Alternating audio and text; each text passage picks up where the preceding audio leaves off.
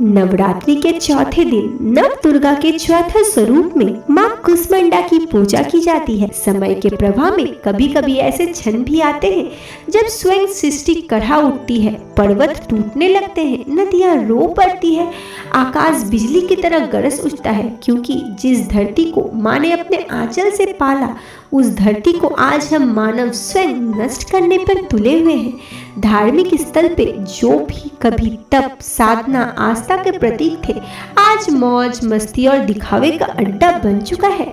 प्रकृति जो स्वयं माँ का रूप है उसका अपमान किया जा रहा है। भक्ति जो हृदय की गहराई में बसी जानी चाहिए आज केवल मंच और शोर में खो गई है। ऐसे ही समय पर जब अराजकता चारों ओर फैली हुई है, जब मानव अपनी सीमाएं भूलकर अहंकार में डूब चुका है, तो माँ कुष्मांडा का क्रोध भड़क उठता है और उनकी गर्जन प्रलय का आह्वान करती है। आइए अब सुनते हैं माँ कुष्मांडा की वो चमत्कारी और शिक्षाप्रद कथा जो हर भक्त के हृदय को झकझोर देने वाली है। और कथा सिखाई गई कि सच्ची भक्ति, सेवा, प्रेम और प्रकृति की रक्षा में है, ना कि दिखावे और व्यापार में। जब कहीं कुछ भी नहीं था, ना आकाश था, ना पृथ्वी था, ना जल था, ना वायु था, चारों ओर केवल अंधकार ही अंधकार था, तब माँ कुष्मांडा ने अपने दिव्य और मधुर मुस्कान माथे से इस संपूर्ण ब्रह्मांड की रक्षा की। उन्होंने अपने तेज से सूर्य को जन्म दिया, अपने आश्रय से पृथ्वी पर अन्न और जल प्रभावित किए और जीवों में प्राण का संचार किया। वो मुस्कान ही ब्रह्मांड का बीज बनी। इसलिए तो माँ कुष्मांडा को सृष्टि की शक्ति कहा जाता है।